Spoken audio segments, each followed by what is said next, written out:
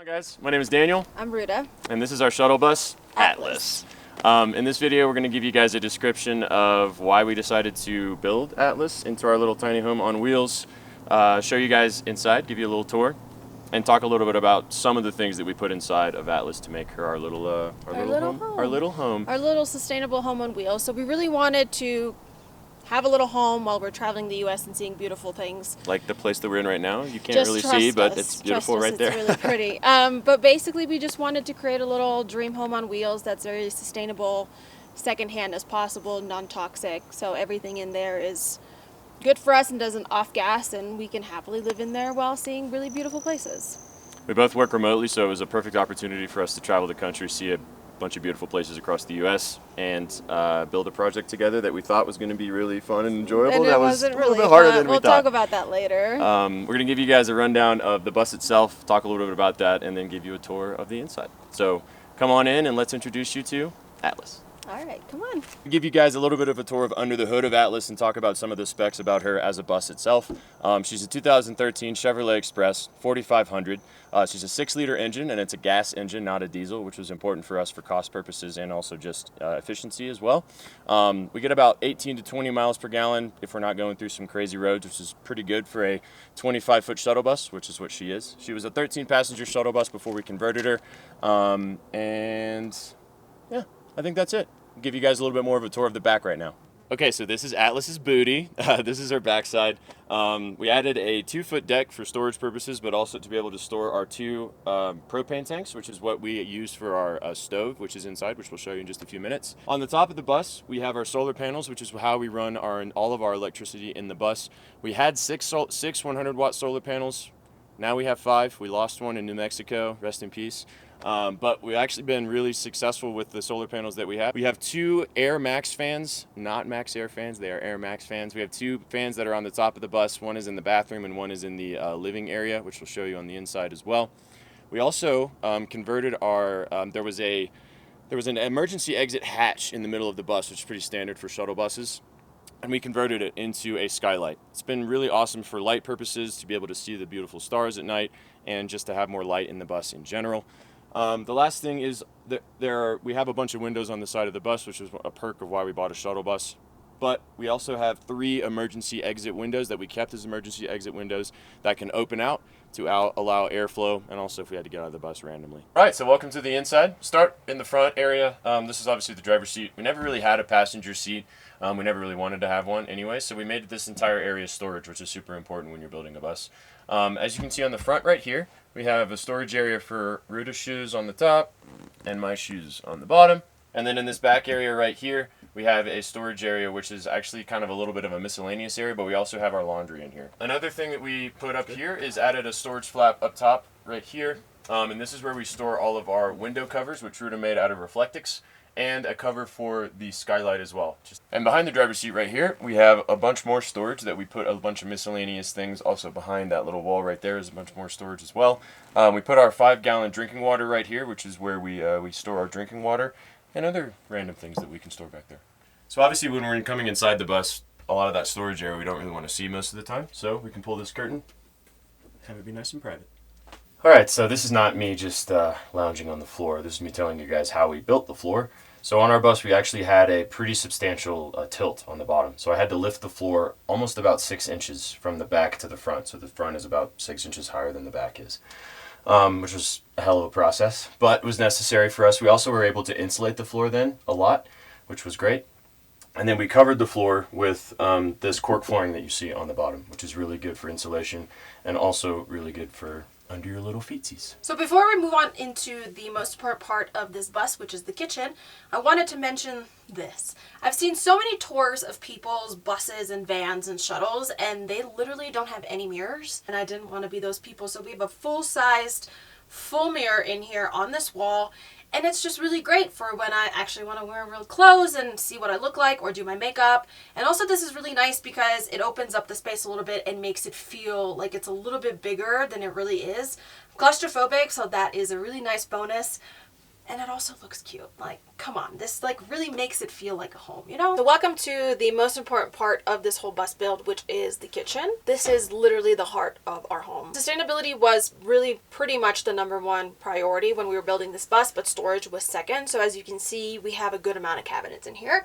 So we have the 2 upper cabinets, and then we have 1, 2, 3 cabinets right here. Our AC is in this one. It's a window unit. And then down here is a fridge drawer, which is a chest freezer that we converted into a fridge with a little thermometer. And we have the big under the sink cabinet, 3 more drawers. And then we have this really wonderful spice cabinet right here that Daniel made, which makes things really nice and organized, which we love. Over here we have a big black sink, which is a very big non-negotiable for me. I know that it took away from the counter space, but I wanted a big sink. I know that a small sink would have just pissed me off all the time, and we don't want that. So this is really, really nice for just a little bit more dishes or washing your hair. And then it's paired with this really beautiful gold sprayer. It's really nice for cleaning purposes. And then over here we have a 3-burner gas stove with an oven. We haven't had any problems with this. The propane in the back of the bus that you saw is what powers it. And then for the counter, I really wanted a white counter, but I didn't want anything that was composite or anything like that because those off-gas, that was out of the question. So what we ended up doing is a product called Ardex Feather Finish. It usually comes in gray, but I found it in white. It's basically a concrete substitute, so it looks like concrete, but it's not as heavy, but it is just as sturdy. So I really, really love it. And basically we don't have a ton of counter space, so we do have this cutting board here that we place on the big kitchen sink if we want some more extra cutting space or some extra places to put things that we're cooking with. And then also in this pantry here, I made a pull-out cutting board, also for that same reason, to have more space and to have more cutting space if needed. So this is our back seating area, which was a super big priority for us. We wanted it to feel spacious, comfortable, and maximize the space as much as possible. So we created this like U-shaped bench situation. All of these benches have storage, which we'll show you in just a minute. But basically, we spend so much time back here that we wanted to make this as comfortable as possible. Yep. Like I mentioned in the beginning of the video, I like to basically give things a second chance at life, which is very important to me. So these cushions are actually from an old mattress that my parents had. It's like a foam mattress that I cut up into. Not only is it foam, it's memory foam. It is memory foam. It's nice on your ass. When it's really cold though, it freezes. And it gets really hard. But for most of the time, it's very, very nice. All the cushion covers, the pillow covers, and the curtains I made by hand. I did make them from a linen fabric just to kind of carry out that organic and natural and non-toxic all the way throughout the bus.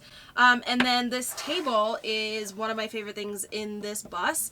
It's called a lagoon leg, and then I just made this tabletop from like a round pine piece.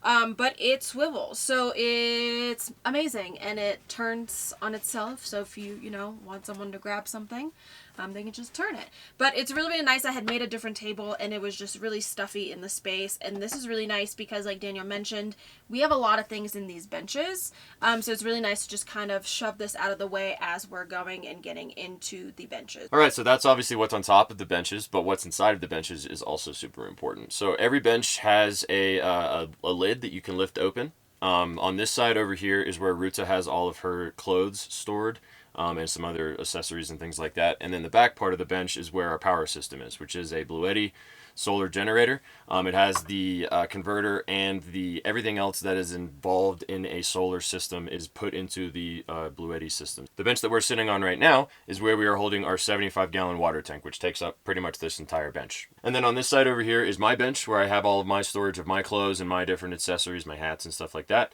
And also our hot water heater is under there, which is a Bosch hot water heater. It's a 4-gallon hot water heater. We turn it on only when we need to use it. And we also have our water pump and our water accumulator under there as well that hooks up to our water system. Also additionally with our water system, so we saw another video of a couple doing this, which was a huge bonus. So I would highly suggest you do this if you install your own water system. If you have a pump and an accumulator, make sure that you wire a switch to your pump.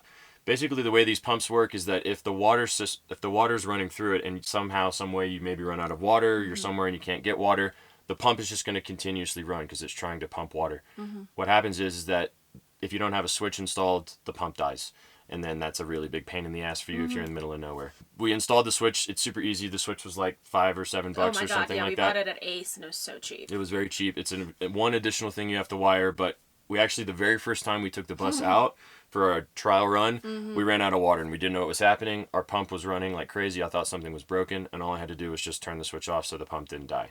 First time we used it, it was great. And we have our 12-volt fuse box as well, which runs all of our DC power in the bus, which is our lights, our fans, and things like that. And we have the bed battery as well, which we'll talk about a little bit later when we talk about our bed, but the battery for that is in this bench as well. It's a tractor battery, by the way. So you guys saw where we store most of our clothes in the benches, but we also have a closet that we installed right here to have some hanging room. Also, we have a top area where we kind of store some miscellaneous bathroom type things. And then also we have storage underneath for part of the hose for the compostable toilet. And over here we have the little wood stove. So this is the Cubic Mini. It's about 11 by 12. So it's really, really tiny. I think this is called the Cub. This is our heating element of the bus. I didn't want to do more propane, so a wood stove was the only other thing that made sense. And it does a really good job, even though it's super tiny. It heats the space perfectly. We've used it a couple times and didn't have any issues with it. Plus, it just makes it even more nice and cozy and like homey in here, especially with you having to like put logs in it, and it just was really good. It smells really good, and it was a pain in the ass to install, but overall I'm really happy with this purchase and I would not go any other route. Right in here we have our shower and our toilet. So the shower itself is a full standing shower. The base is 32 by 32 and we have a detachable shower head up there. We also have a little nook for our shampoos, body soaps, and all that kind of stuff. But we technically really don't wash our hair in here. We usually use the sink, so that is just for body showers. And then right next to it is our compostable toilet, which is the Nature's Head. Pretty standard for buses and RVs and boats and stuff like that. And I do want to mention that we do have a fan in there that Daniel mentioned when he was outside. So it goes in and out so we can suck up all of the moisture as we're taking a shower, or inlet air when it's hot and we need more circulation in here. Pretty cool, right? So this is our bed. As you can see, it moves up and down like I just showed you guys. This is from a company called Castle Winch. They designed this bed specifically for our dimensions of our bus that we provided for them. It's on a 4-track system. The switch controls a motor which is inside the bus, which is run by a tractor battery, which was in the bottom of that bench that we talked about earlier.